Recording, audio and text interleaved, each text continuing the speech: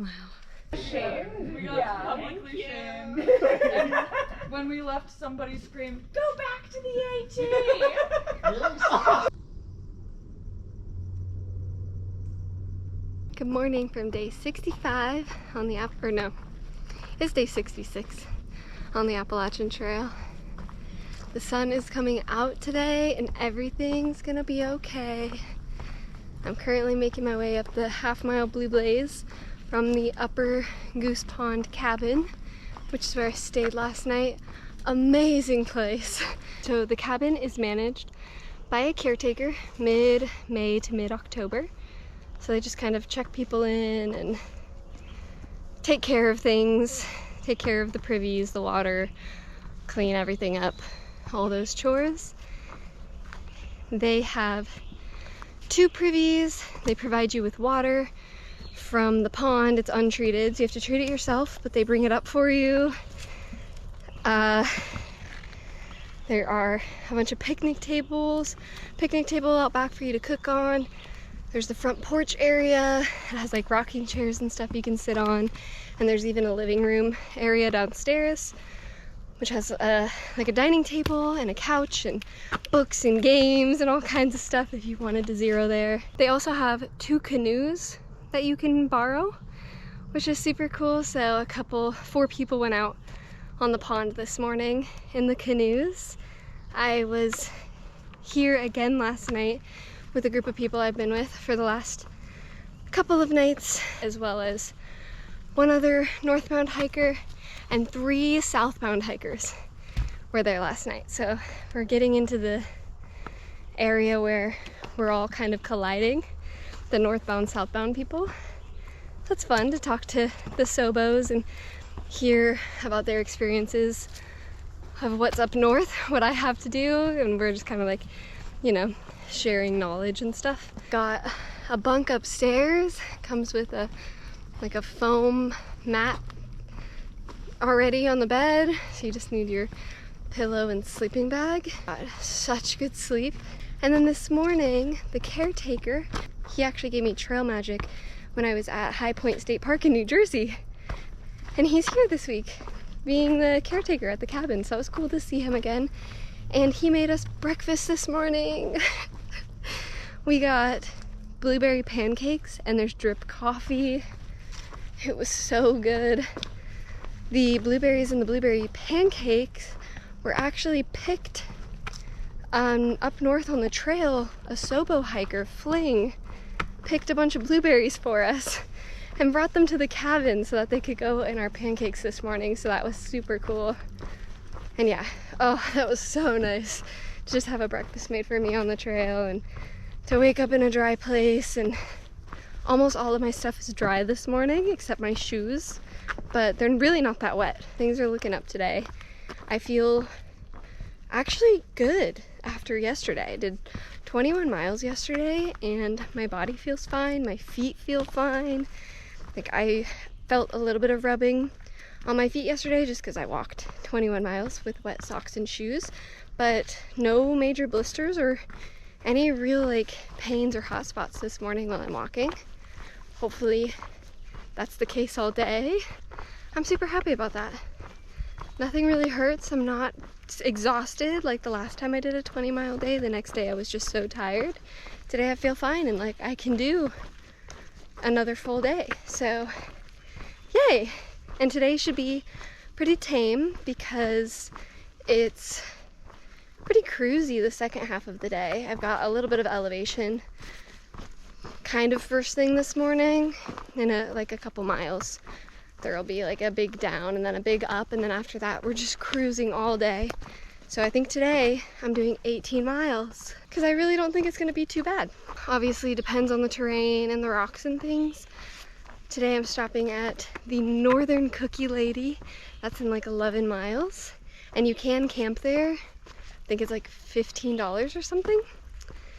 So if I want to do that, that's an option. I made it back to the AT. It's so funny. Yesterday, that half-mile trek down to the cabin felt so long, and this morning that was nothing. Funny how that works.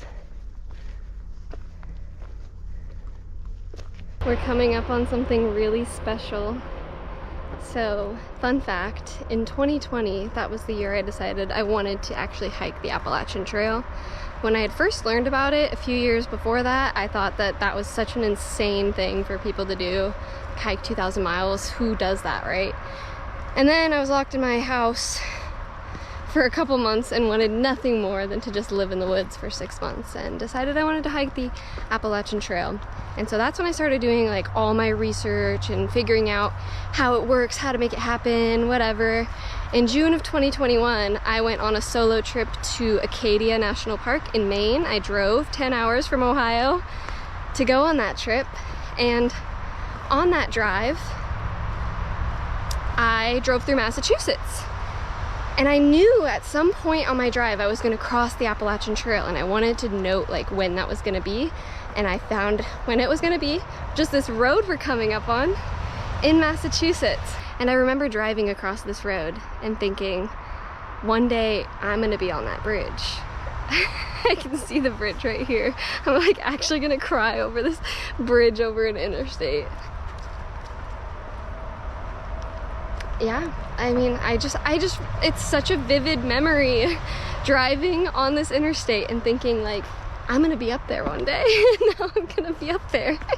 So I'm gonna go give my past self a little wave, because we freaking did it. It used to feel like such an impossible thing. Like, how could you ever logistically make this work? And I did it. Here I am. Oh my God.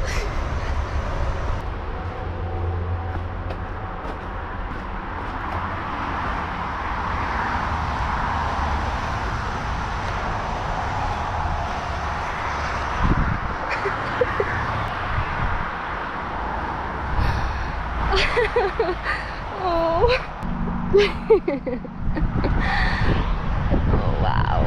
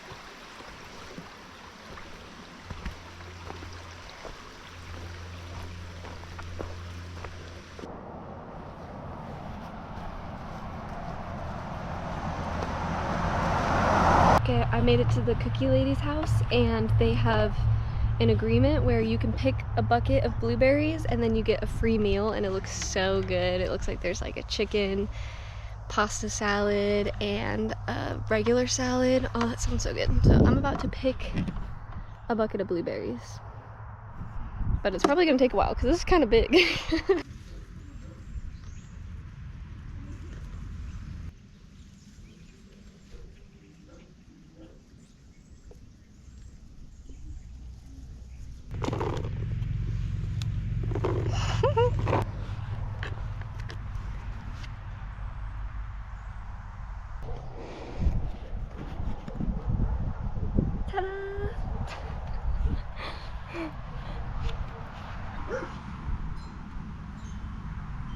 In town, I always try to do that. Like a salad or something. Yeah. Vegetables never tasted.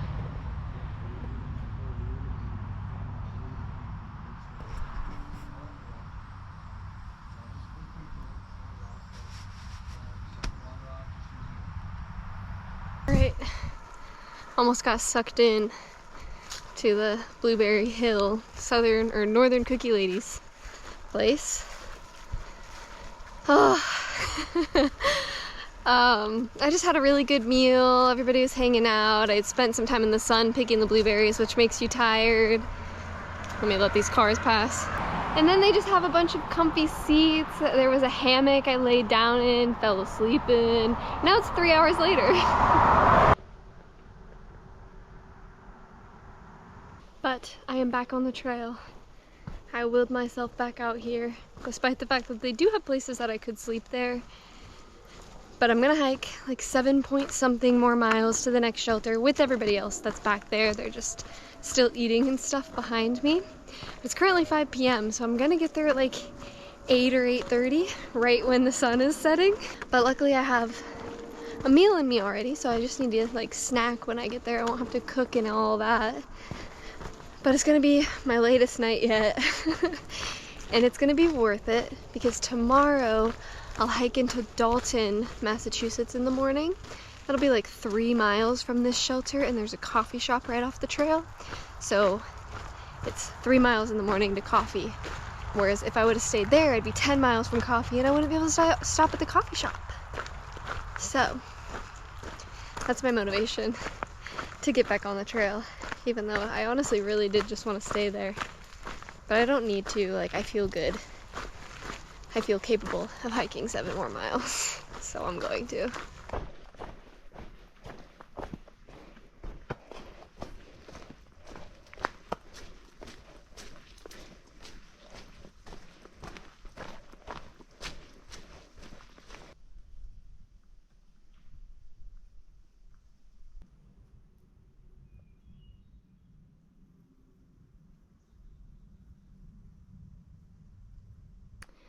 Alright, so this pointy mountain back here in the distance is Mount Greylock. That's 23 miles of trail between me and the top of that mountain. And once I get to the top of that mountain, right there, I will be 11 miles from the Vermont border. So that kind of marks the end of Massachusetts in a way. And it's right there.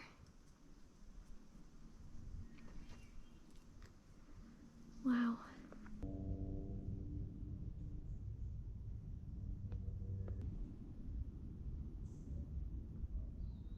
I made it. It's 8:05 p.m. I'm ready for bed.